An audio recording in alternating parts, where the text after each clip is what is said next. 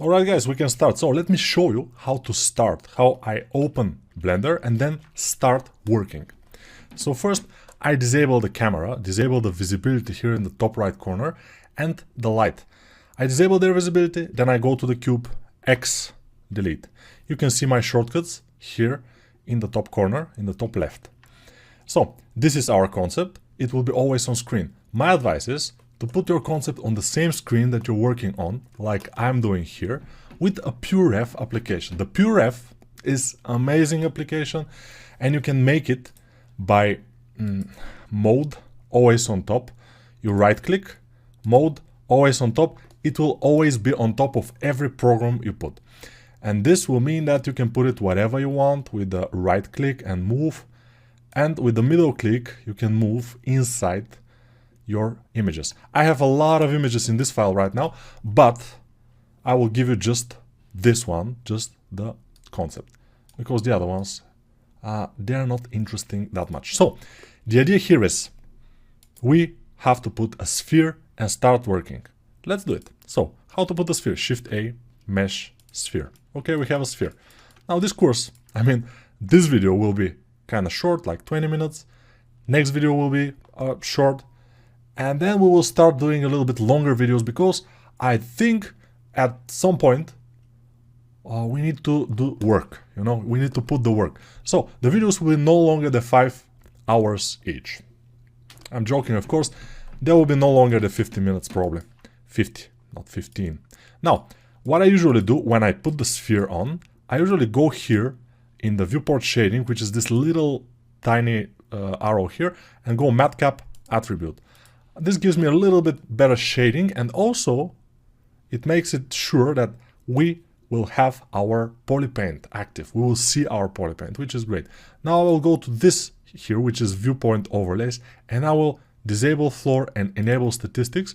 Statistics are nice to see how much edges I have, how many edges and triangles and whatever I have on my screen, so you can, see how you're doing also. Okay, now we have the sphere. The last thing we need to do before we start sculpting the sphere is to go and press N. And here go to View. And the focal length should be 88. Press N. And then what I do usually, me personally, I don't know if you want to do it, Control Tab. Control Spacebar, not Control Tab, excuse me. Control Spacebar. You see, Control Spacebar is removing this menu here. It's hiding it, it's not removing it. Relax, it's not. No, it will be there, but it's hiding it. So you will have more space to work, to sculpt, because this menu is not needed right now. You are intermediate users, hopefully, and you know how to use this menu with Control Tab, and you know what we will do here. But in the beginning, in the phases of the first sculptings, I always start with the head and everything. We don't need this menu at all. So now we go to sculpt mode, and I always do it by Control Tab down, sculpt mode. So with Control Tab, usually you get this pie menu, and you can go to object mode, Control Tab, edit mode, Control Tab, sculpt mode. But we go to sculpt mode. I usually also make sure my brushes are all visible, just by dragging the side of them a little bit. If you drag them more, you will start seeing their names, but we don't want that. We don't want the names. We want to see all the brushes, which is great. Okay, now, everything is great. We have to be positive, Even if something is bad, it's great. We have to be positive. So, next thing, we start. But first, it's not first. It's kind of a next thing, is to turn on our perspective. This is very important. Turning on perspective is, this is differentiating one of the most important things that are differentiating the digital and traditional sculpting. In traditional sculpting, you don't have symmetry. And here we have symmetry, which is great. Now, I press G to get my grab brush, increase the size of it with the bracket keys, then zoom out a little bit, and then I start working. So, let's do a little bit of a, zoom in with the scroll wheel of my mouse on the PureRef file, and I can see the head. So now, I think I should make the cranial portion of the head smaller than normal head. So he's a cartoon character, not cartoon, but stylized, and his upper head is pretty small. Because you see now with the helmet, it looks kinda okay, but usually, let's measure a little bit. Usually, okay, if this is his head up to here, because he has a helmet. So his head is up to here, let's say, and down to around here. So this is the length of his head. His eyes are here.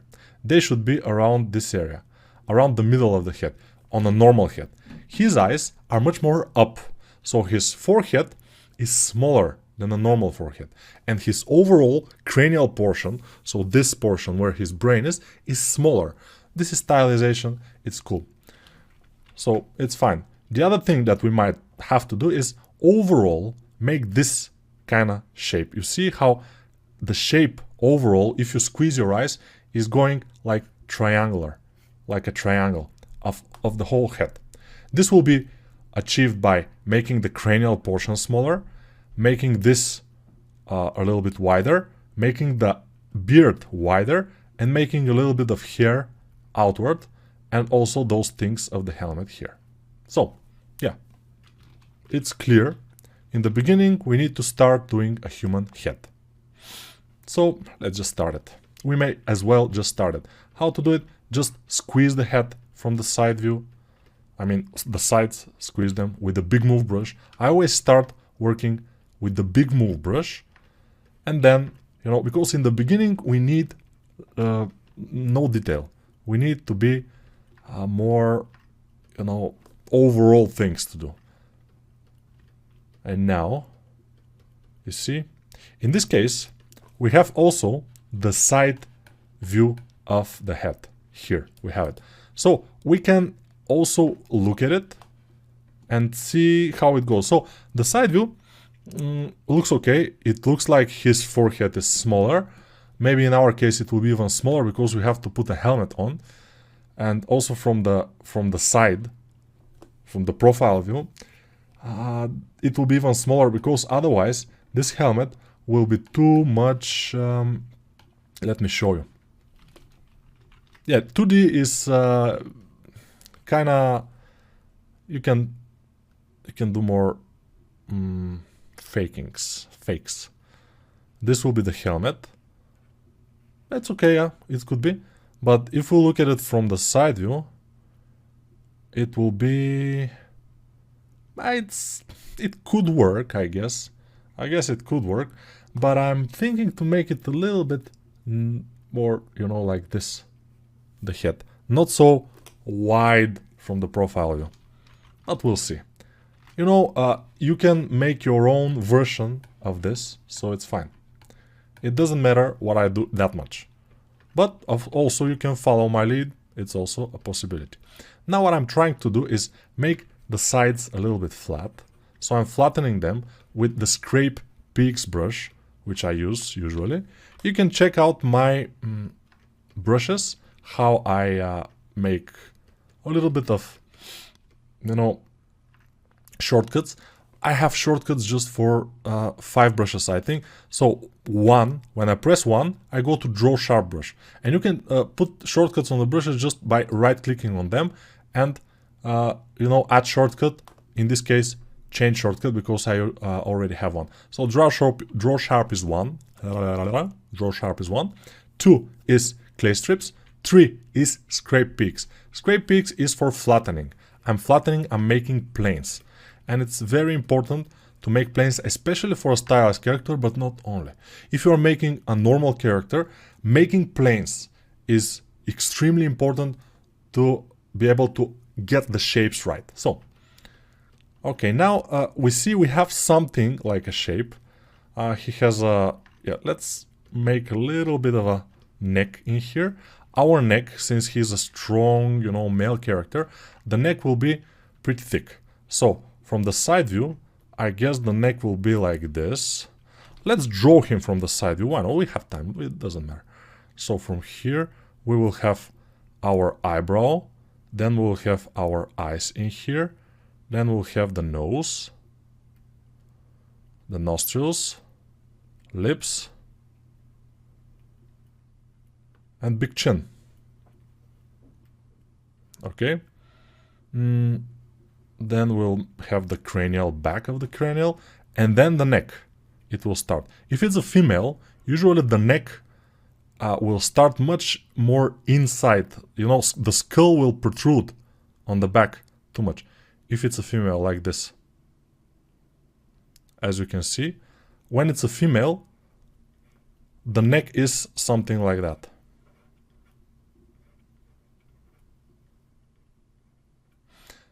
It's protruding. But if it's a strong male, usually, especially if you notice, for example, Mike Tyson. Mike Tyson is a former boxer, very famous, and his skull is going like this, and then the neck is coming immediately, so it doesn't even have a bump in here. It's like this. It's very flat in the back. It's super flat, and then if you want to make extremely muscular character, you do this. Flat, flat, flat. Eyebrow, nose, mouth, big chin. You know, extremities a little bit, but yeah. And then it will be, like the Heavy from Team Fortress. But ours will be something like this. Yeah, it will be something like this. With a little bit bigger than normal chin, a little bit smaller than normal forehead and cranial area. Here will be our eyes. So this is our goal here, to make thick neck. And usually the front part, remember this, the front part of the neck, this part here down, which is going down, it's starting from the middle of the jaw. So if the jaw, the length of the jaw is this, from the ear to the chin here, it starts around the middle point and going down. This will be our neck. And in the female also is around this area, the neck. But the female doesn't have an Adam apple, so don't do this. This is a no-no. Yeah, just saying. Okay, let's continue. We have a little bit more time in this video. So now I want to have to remesh it, because it's two big polygons. I don't like this. So let's remesh it. How to remesh it? So in the newer version of Blender, if you're using version 3.5 and above, starting the remesh will be if you press R, just R. And then you get this net. And you make it smaller or bigger when you move your mouse. Just move, don't click. And when you're ready, like for example, this will be okay for us, 0.6 or 0.06, and then I press. And now it is 0.06. And I can press Ctrl R to apply it. So R to adjust it and Ctrl R to apply it. This is my traps in the back. I need the traps. They are important part of this the thing. Also important, save. So Ctrl Shift S is saving as, and I will have to find this Viking and save it as 01, for example. Oh no, 02 will be this. Save as. So always remember to save. Even in this stage, when you start, save it, and then when you save it once with a name somewhere, you can always press Ctrl S and save without getting any boxes or whatever. The Draw Sharp brush, by the way, yeah, I'm getting from subject to subject. So if you're watching this, probably at some point you will need to watch it again and again, a couple of times. It will be nice to watch every video, because I have a lot of information and I'm putting it, you know, one after the other. And most of the time, you know, researchers say that, like, if you are paying attention to the video, around 20% of the information that I give you in this video, at the end of the video, you will remember. So 20% only. And you need around 100% because you're paying money. Or you're getting all the trouble to get this from the torrents. But doesn't matter. You need to get the 100%. So you need to watch it maybe twice, maybe 3 times. It doesn't matter. Should be fun, but yeah. If you have to make this head a couple of times, it's not an issue at all. Every time you make the head, it will be practice. It will be valuable. You will be getting better in understanding the forms and shapes of the human head, which I have a course, by the way, for it, but whatever. Course for you know, exercises for human head making. Now, let's go and for the brush, which is called the Draw Sharp brush, I need to click the plus icon in the top here, because by default it's minus. I don't know why. But I will push here and I will make the eye sockets. But yeah, all the brushes are with plus, they are adding by default, but this brush is subtracting by default. Okay, so we need some cheekbones. As we can see here, he has cheekbones and they are very sharp like this. And yeah, in the beginning we will work only symmetrical. We don't like to, get away of the symmetry. We will work with symmetry. And then, at some point, we will disable our symmetry to make this face, because I want to make it as it is here in this particular image, with this particular face. It will be great. So, you see how I'm kind of, making sure I have the muzzle of the mouth, which is this thing here. Then I have the cheekbones behind. The eyebrows are, and the eyebrow area is forward than the cheekbone. So if you look from the side view, it's usually the cheekbones are a little bit more behind. Then we will have our chin in the bottom, but the chin is not very visible because of the beard, although it's very much fun to make a certain look of our character even without the beard. It will be interesting to do it. I always make ears, by the way. It's very important to make ears. How I do the ears? So the ears usually should be around the middle of the head, back from the middle of the head. Let's see if they are drawn here correctly. Yes, they are. So if the middle of the head is around here, you see they are in the back half of the head from the profile view. So what I will do is go here, M on the keyboard, M to go to the mask. Mask a little bit of a circle area, maybe not exactly circular, a little bit, like a sphere, and then not sphere, whatever, oval. And then press A and go invert mask.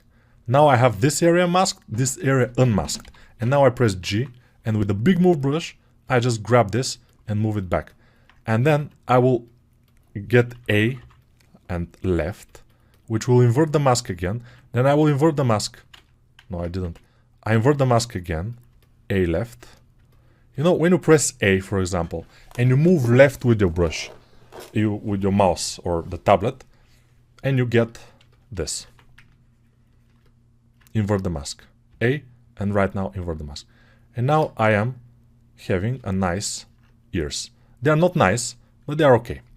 Now I will, clear the mask with A and right, move right.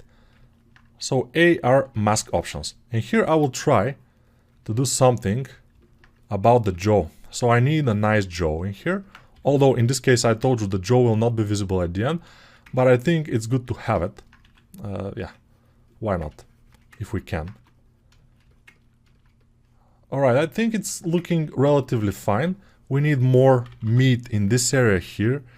Usually, strong male characters have a little bit more inflation in this area here. This is more inflated, but only in the middle and a little bit here. And then it's thinner. This kind of protrusion is thinner. And then you have this line in here. You can see it in my head. It's very prominent in me. But be careful. Many people are making this line an angle. It's not an angle. It's like a plane in here, very slight change of plane, and then circle around the front. So don't make this very flat. This is a very common mistake of beginners, to make the forehead very flat. I don't recommend that. It's not looking very good. Although this is a stylized character, it could work with the stylized character, but for realistic characters it doesn't work. I promise you. So just don't do this. So what I'm doing here is, as you can see, trying to make something. Let's look at it from the top. Of course, the main idea always when we start is to have something, and then we improve it, but the main thing is to have it. If we don't have it, we will not be able to improve it.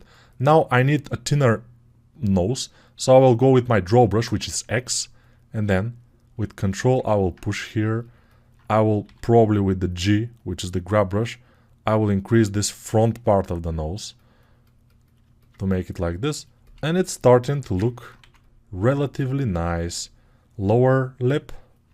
Okay, we will have teeth, of course. Probably they will be together. I mean, top teeth and lower teeth as one mesh. The top teeth one mesh and the lower teeth another mesh. But we'll see. Usually that will be the case. So let me show you some things before we finish this video. Yeah, it's already 20 minutes, but we need a little bit more time. So, okay, now we have our eyebrow line. Yes, it's like this. This is our socket of the eye. Usually the socket of the eye is kind of very close to the surface here. Also, all around, if you touch your eye, you will see the socket of the eye is never too much inside the skin or some fat or whatever. It's not.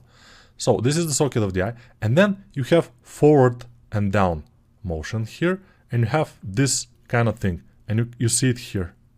This thing, and it's going down. And then we have the nose, of course, and then we have the top of the nose. And here probably it will be a little bit wider, this area. We'll see. And then we will do the rest, but here we need this cheekbone to be a little bit more pronounced as I did it. And then we will do some eyes in here, which will be kind of wide, kind of open. We'll see. Because he is mad. So the eyes, as you can see, have this shape from the front. And in the bottom, they are a little bit like this. But this shape and the, the black portion, which is the iris, is here.